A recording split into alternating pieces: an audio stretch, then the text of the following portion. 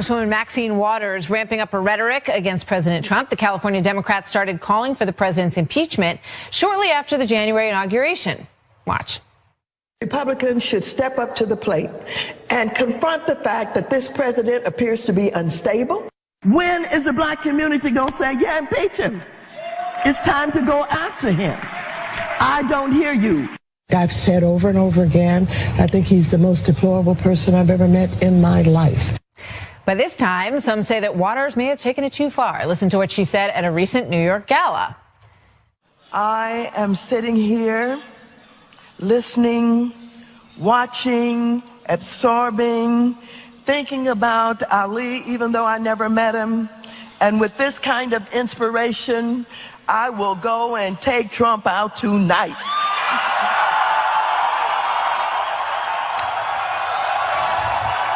So there's that. Ben Shapiro, editor-in-chief at dailywire.com, and Richard Fowler, nationally syndicated radio talk show host and a Fox News contributor.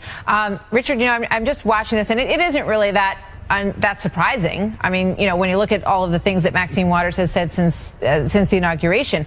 But I can't help but wonder if, you know, a previous president, President Obama or, you know, President Clinton, if someone had stood up and said that about them, don't you think the outrage on the other side would have been uncontainable? And I think the outrage was uncontainable when Ted Nugent threatened to shoot the president. There was outrage on the left, and it was uncontainable. So, and here's the thing. He's not a congresswoman, though. No, I mean, I get that, and I don't think that she was threatening to kill the president in this particular soundbite. I think that some from the right have sort of made this ideal that she's trying to threaten to kill him, and I don't think that's what she's saying here. I think she's saying, I'll go take him out, just like somebody like the president would say, I'm going to go take out Hillary Clinton and beat her in the next election, right? It's a very tongue-in-cheek saying. I mean, she's been in Congress since 1991. Nobody believes that she's going to go to the White House and try to physically harm the president in any way. All right, I got you. So you're saying that the rhetoric has devolved so dramatically on all sides that this is just sort of the way we talk now. Ben, what do you think?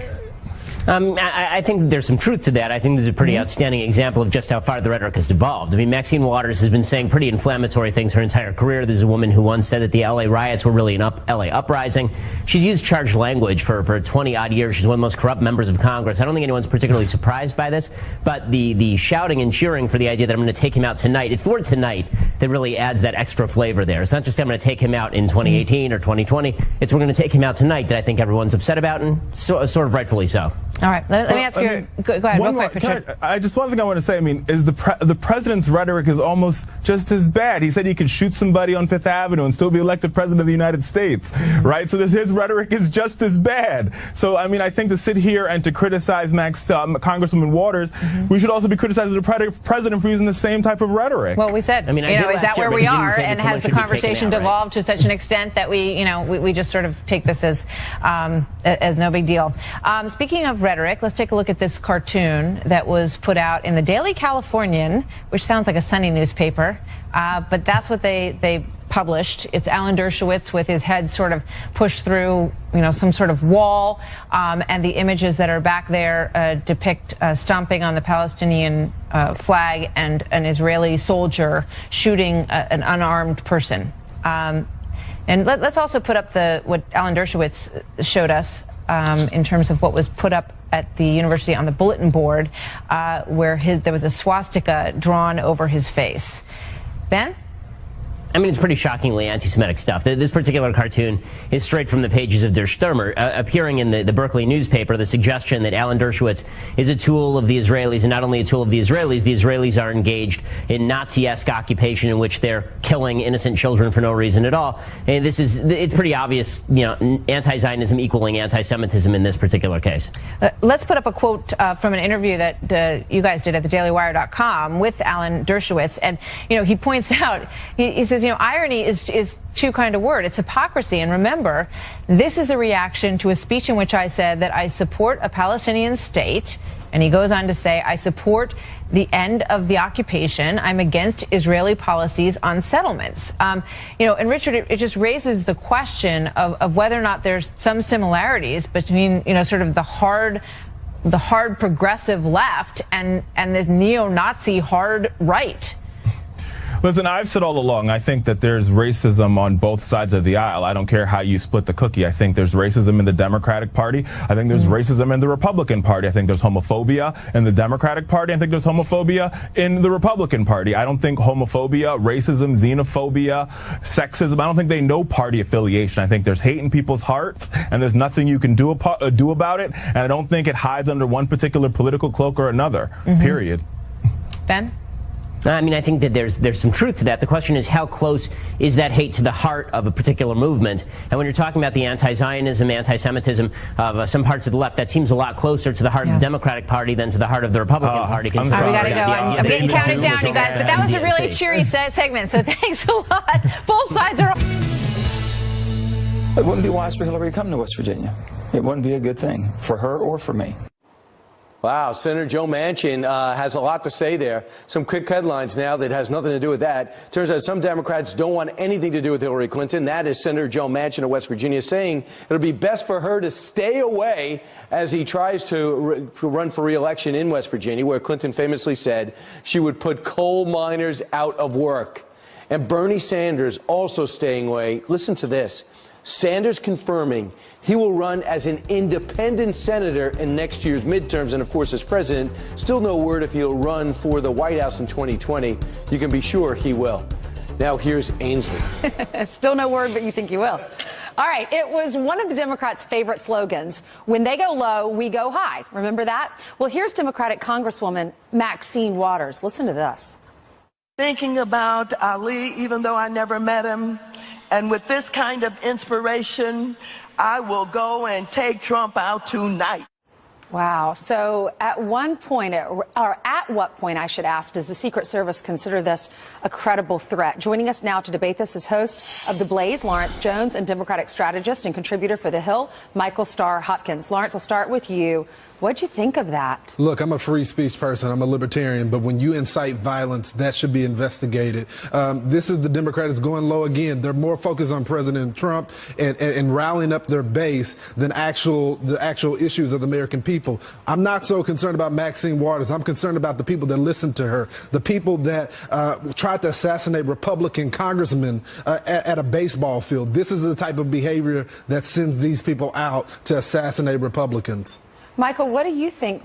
You're saying she didn't mean that she wants to assassinate him. How else can you take that?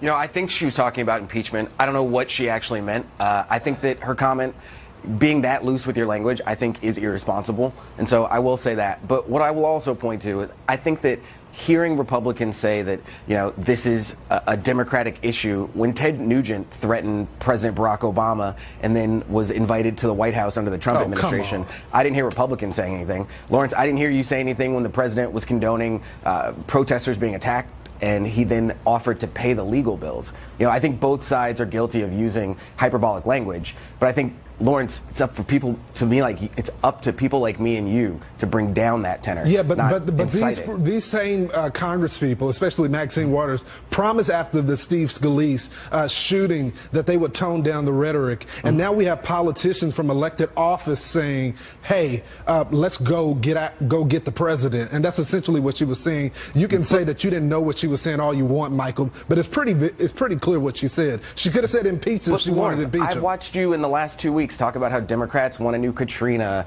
or how Hillary Clinton is a felon, and you know it's always the Democrats want to say things, and there's no personal responsibility here. Well, and that's pretty much. I can say that's pretty much the Democrats' typical behavior. They play identity politics. They ratchet up the rhetoric. They're not about action. They could be focusing on how they want to improve the lives of Americans with their policies, but they're not focused on that. They're more concerned about Donald Trump. And if they continue to focus on Donald Trump, the president, instead of the issues that affect the American people, they're going to get landslided again like they've been doing for the last 3 elections. Lawrence, with all due respect, I've watched you talk about Hillary Clinton every day for the last month. Hillary Clinton's not the president of the United States. So I'm not talking about Hillary Clinton. I'm willing to focus on Donald Trump. We're talking about Maxine Waters and how she talked about essentially assassinating the president. That's what we're talking about. I didn't mention Hillary Clinton not one time, sir. She didn't. She didn't say that she wanted to assassinate the president. Okay, Michael, you know what struck me about the soundbite was when she said that, the crowd started cheering. How did we get this far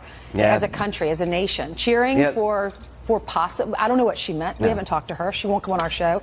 But it sounded like, I mean, Lawrence is saying it sounded like she said she wanted to assassinate the president tonight. I agree with you that the crowd shouldn't have cheered. As a congresswoman, she has to be more responsible with her rhetoric. Even if that's not what she meant, the appearance, I thought, was inappropriate. Yeah. And so I think she should come out and clarify those comments. But I think that there's also a responsibility on the other side when Donald Trump says things in front of crowds and they cheer, for Republicans to call them out. I'm just saying that I think that Donald Trump ever say anything about assassinating anyone or taking someone out? When did he say that? Donald Trump applauded when protesters were beaten. He said that the crowd should go further. He said that, you know, the protesters that were in Charlottesville. No, he didn't. He said, get them out of here. That's what he said. That's all he said, is get them out of here. Maybe we'll hear Florida from and her. Iowa. Maybe she'll clarify today and tell us exactly what she meant, because we don't want to read into what she said. All right. Thank you so much, both of you, for being here. Lawrence, you're going to be on Outnumbered.